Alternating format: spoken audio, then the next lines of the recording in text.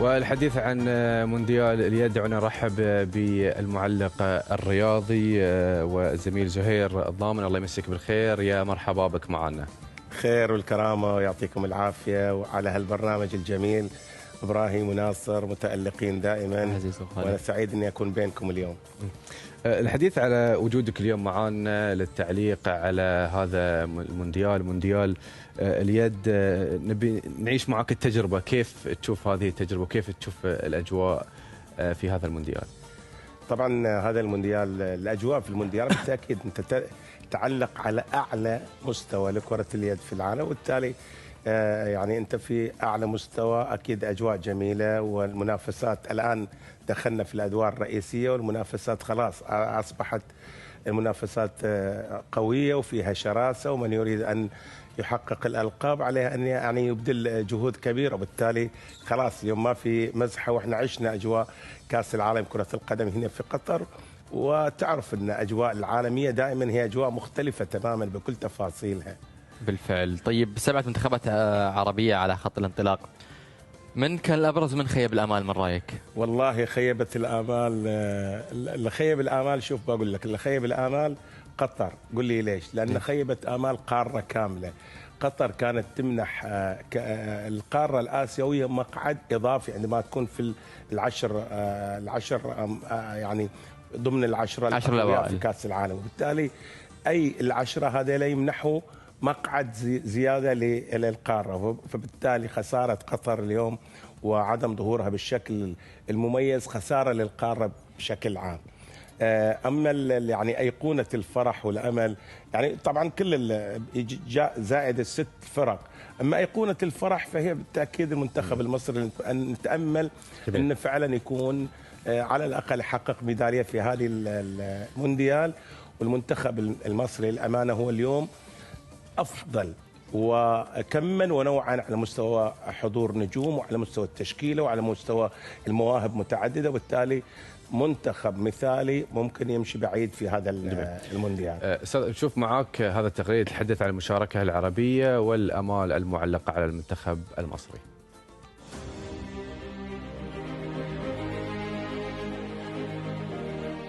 نتائج متباينة حققتها المنتخبات العربية السبع المشاركة في مونديال اليد المقام ببولندا والسويد.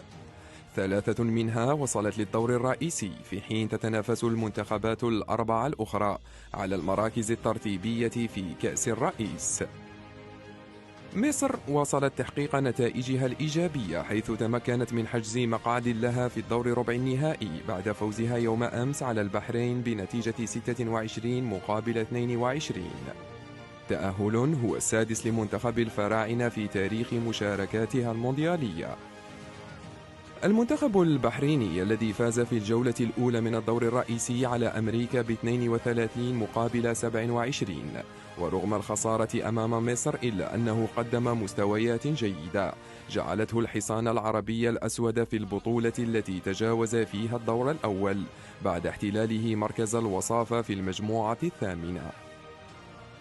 في المجموعة الثالثة سقط منتخبنا الوطني للمرة الثانية في الدور الرئيسي، حيث خسر أمام النرويج ب30-17، خسارة جعلت العنابي يحتل المركز الخامس في انتظار مواجهة الأرجنتين يوم غد في الجولة الختامية. في المجموعة الأولى من كأس الرئيس فشل المنتخب السعودي في تحقيق الفوز للمرة الثانية، حيث خسر أمام كوريا الجنوبية بنتيجة 34-23، ليحتل المركز الثالث بأفضلية فارق الأهداف عن الأوروغواي التي سيواجهها اليوم. المجموعة الثانية تصدرتها تونس بعد تحقيقها الفوز الثاني على التوالي، حيث أطاح نسور قرطاج بمقدونيا الشمالية ب33-28، لتقترب تونس أكثر من المنافسة على لقب كأس الرئيس. المواجهة الثانية في نفس المجموعة بين المغرب والجزائر حسمها أسود الأطلس لصالحهم في الدقائق الأخيرة من عمر المباراة، حيث تمكنوا من الفوز بنتيجة 28-27، فوز سمح للمغرب باحتلال المركز الثالث، في حين تذيلت الجزائر ترتيب المجموعة الثانية.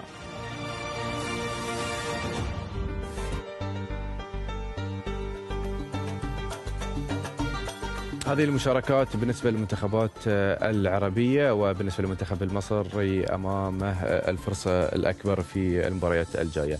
دعنا أستاذ نتحدث الآن عن المنتخبات الخليجية وما قدمته في الأدوار الأولى.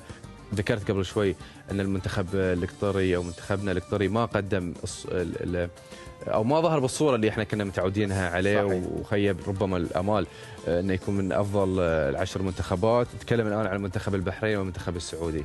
المنتخب طبعا المنتخب البحريني قاعد يتقدم بشكل حلو، يقدم مستويات جميلة، وأيضا راح يكسر ترتيبه. يعني هو الترتيب في أفضل مشاركة له كانت ترتيبه 20. الآن هو كسر هذا الرقم، راح يبحث عن يعني بين 16 ربما 16 الى 18 ربما يكون في هذا الترتيب او اقل بعد. لكن ما يميز المنتخب البحريني من 10 سنوات في فريق متكامل، فريق عناصر جدا ممتازه، انسجام على مستوى يعني التدريب. ايضا عند الايسلندي ارون مدرب جدا ممتاز، عمل نقله نوعيه في هذا المنتخب.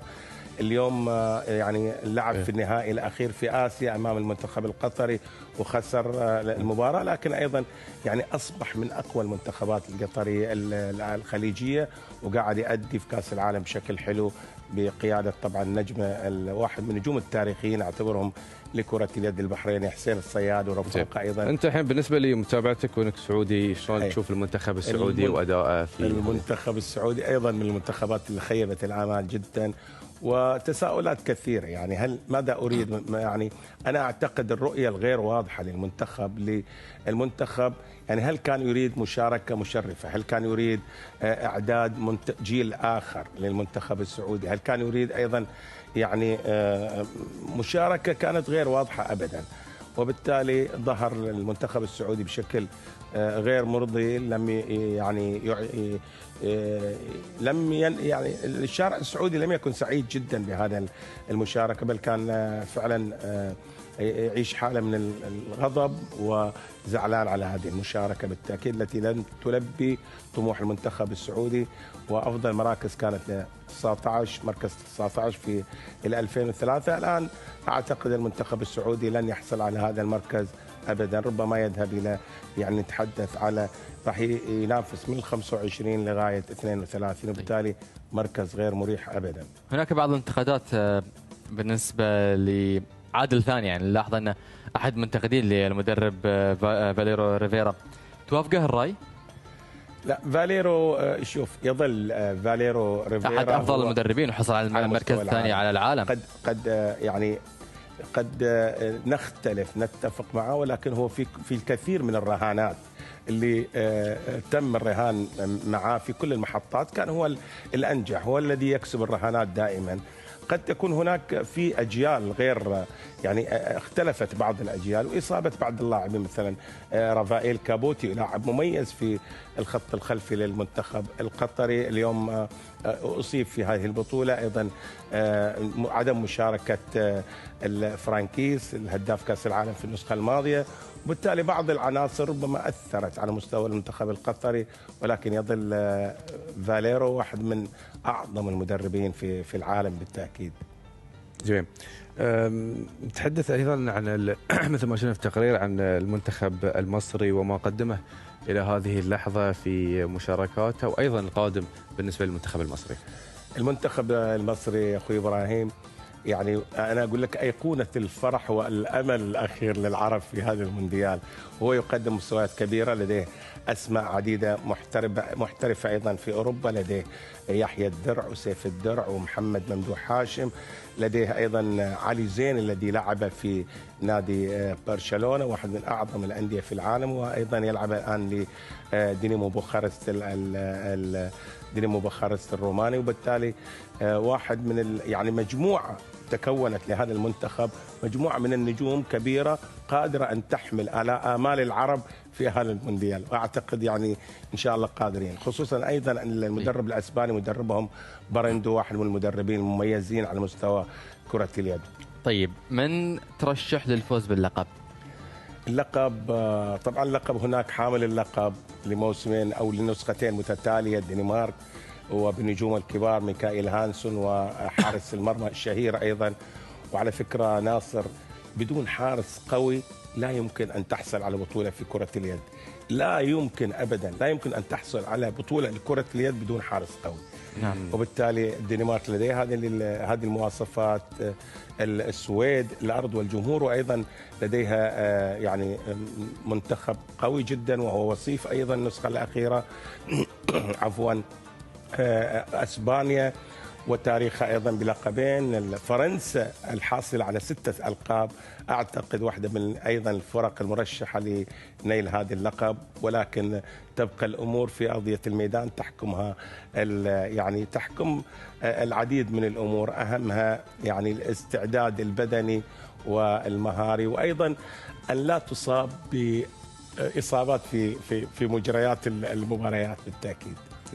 استاذ، نتكلم على مشاركه 32 منتخب 92 او 32 منتخب مشارك في هذه النسخه، لذلك قمنا نشوف ان في فوارق فنيه كبيره صايره بين المنتخبات مع مشاركه منتخبات بشكل اكبر. طبعا هذه ابراهيم هو سؤال من الاسئله الوجيهه والعميقه، والتي فعلا اليوم الشارع المهتم بكره اليد يناقش واحد من الأسئلة اللي يناقشها باستمرار.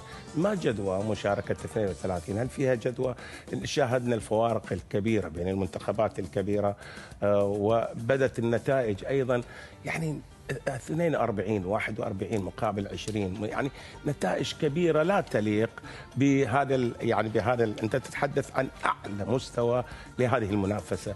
أنا أعتقد 32 غير مجدية، لم تضيف شيء إلى البطولة، بالعكس قدمت أدوار أولى يعني حتى المتابع لم يكن مهتم كثيرا، لأن ما فيها التحدي ولا فيها يعني الإبداع ولا فيها المنافسة الكبيرة. بالتالي الأدوار الأولى كانت أدوار حتى على مستوى المتابع لم تكن يعني كثير من الناس لم يهتموا بهذه الأدوار، بسبب أن أغلب المباريات هي من طريق واحد.